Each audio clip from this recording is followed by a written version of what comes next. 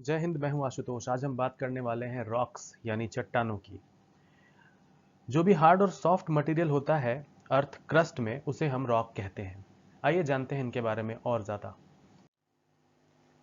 जो रॉक्स हैं वो बहुत सारे मिनरल से मिलकर बनते हैं।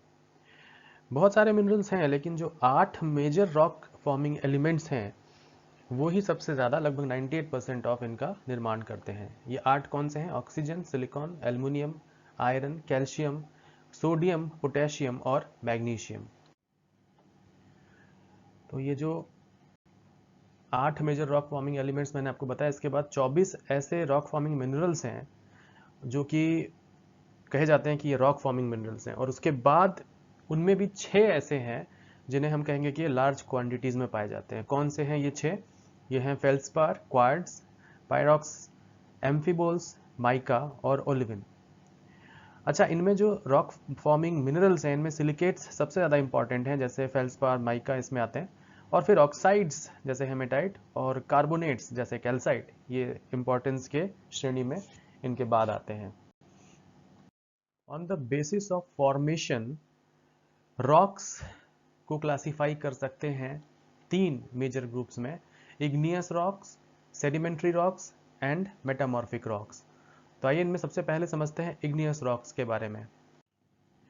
ये जो इग्नियस रॉक्स हैं, they are formed by cooling, solidification and crystallization of hot and molten magma found below the earth's crust।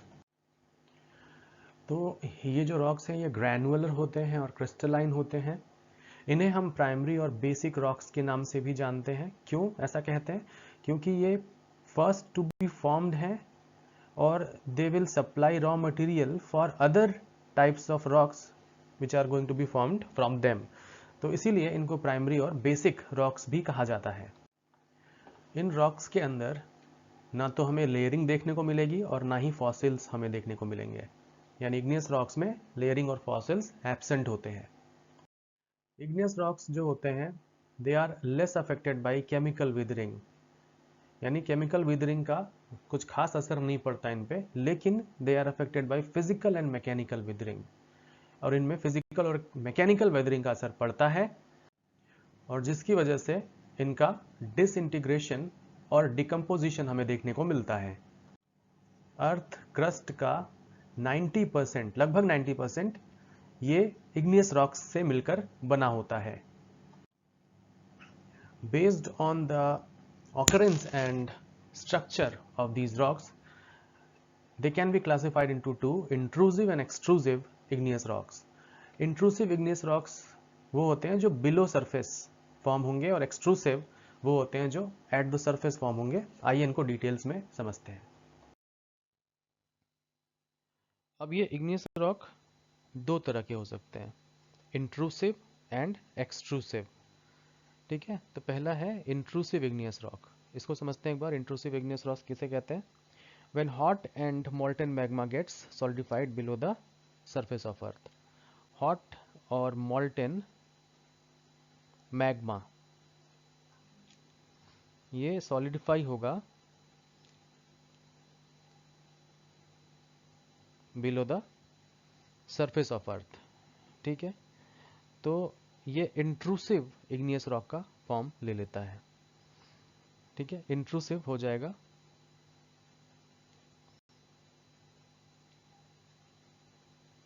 तो ये इंट्रूसिव हो गया।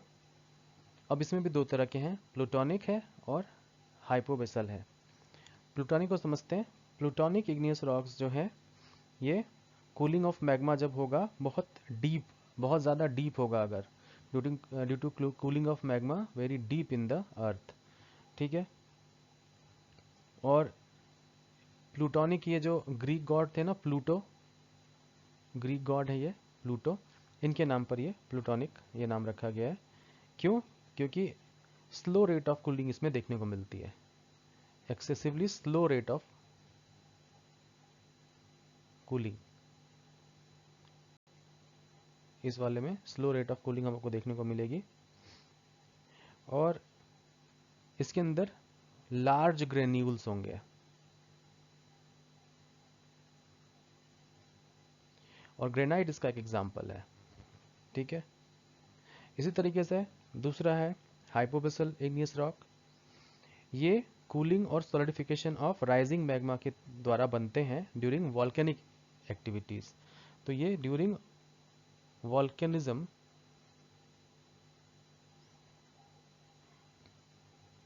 ये फॉर्म होंगे।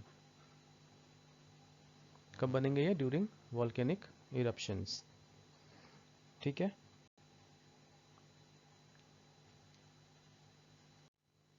अब जो क्रैक्स और पोर्स हैं उनके अंदर ये फॉर्म हो रहे होते हैं। ठीक है, क्रैक्स के अंदर फॉर्म हो रहे होते हैं और जैसे जैसे टाइम पास होता चला जाता है वैसे वैसे फिर ये धीरे धीरे समय के साथ एक्सपोज होते हैं। डोरोलाइट और मैग्नेटाइट इनके एग्जाम्पल्स हैं। ठीक है, और इसके अलावा लैकोलिथ्स हैं, फैकोलिथ्स हैं, लोपोलिथ्स हैं, बैथोलिथ्स हैं, सिल्स हैं और डाइक्स हैं। ठीक है, ये मेजर फॉर्म्स हैं इनके। अगर आप ये नाम देखें कहीं पर भी, लैकोलिथ, फैकोलिथ, लोपोलिथ, बैथोलिथ, सिल्स और डाइक्स, तो आप समझ जाएं कि हम बात कर रहे हैं हाइपोबेसल इग्नियस रॉक्स की।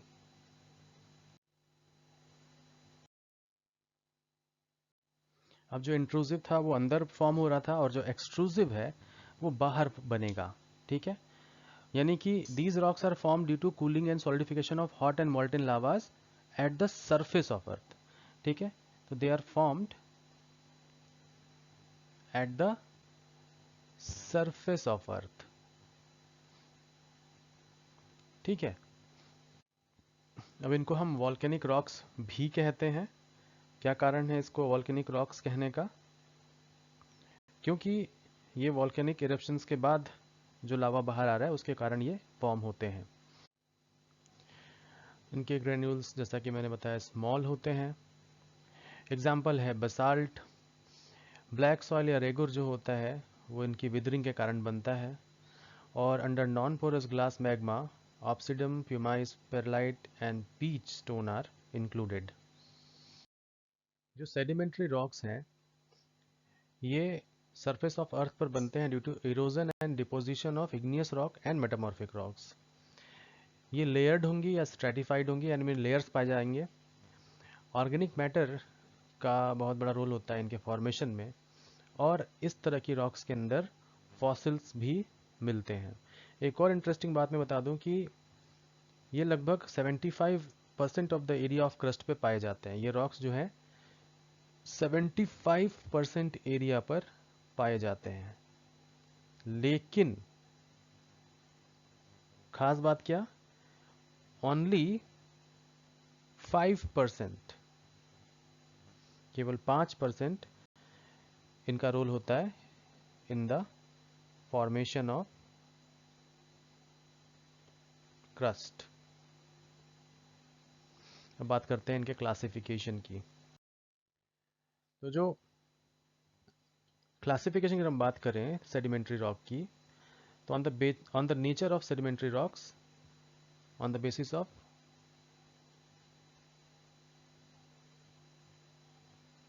Nature of sedimentary rocks, they are of 3 types. पहला है मैकेनिकली फॉर्म्ड सेडिमेंट्री रॉक्स। तो जो मैकेनिकली फॉर्म्ड है इसके एग्जांपल्स हैं sandstones, conglomerates, clay rocks, shale and loess. दूसरा जो क्लास है वो है ऑर्गेनिकली फॉर्म्ड, और इसके एग्जांपल है लाइमस्टोन, कोल और पीट। जी हाँ, कोल और पीट यानी कोयला जो होता है वो भी एक एग्जांपल है सेडिमेंट्री रॉक्स का ही। तीसरा जो क्लास है वो है केमिकली फॉर्म्ड का। इसके एग्जांपल हैं चॉक रॉक्स, जिप्सम और साल्ट रॉक्स। जैसे ब्लैक सॉल्ट हो गया या सेंधा नमक जो होता है सॉल्ट के फॉर्म में, जो रॉक के फॉर्म में मिलता है, ये सारे एग्जांपल हैं केमिकली फॉर्म्ड सेडिमेंट्री रॉक्स के। अगर हम सेडिमेंट्री रॉक के कंपोजिशन की बात करें तो लगभग 8% ये लाइमस्टोन है, 12% सैंडस्टोन है और 80% शेल है।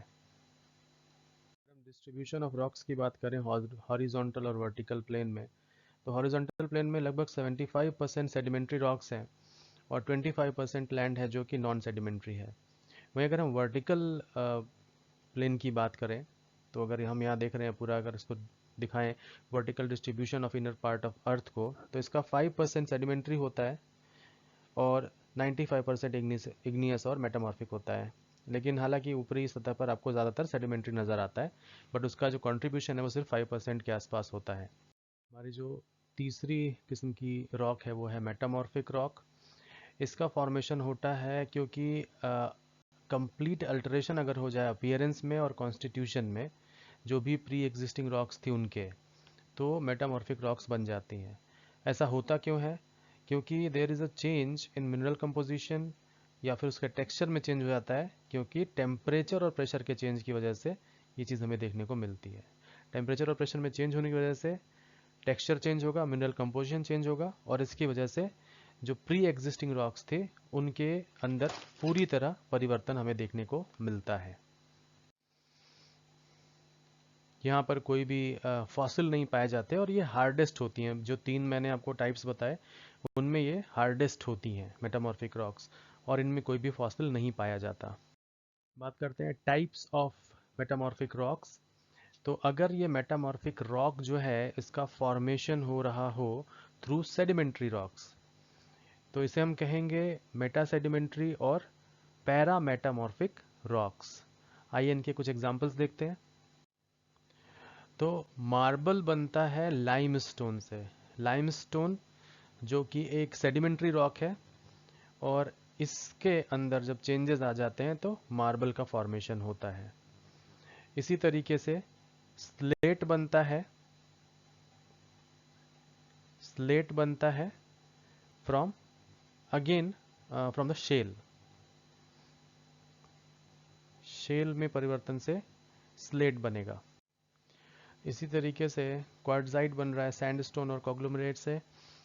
कॉन्ग्लोमरेट और सैंडस्टोन मिलकर के जब वो मतलब इनके द्वारा जब इनमें चेंजेस होंगे तो क्वार्ट्जाइट बनेगा। इसी तरह मार्बल, जैसे मैंने पहले बताया लाइमस्टोन, इसी तरीके से चॉक और डोलोमाइट से भी मार्बल बनता है। अगर इग्नियस रॉक से मेटामॉर्फिक बन रहा है तो इसको मेटा इग्नियस या ऑर्थो मेटामॉर्फिक बोलेंगे।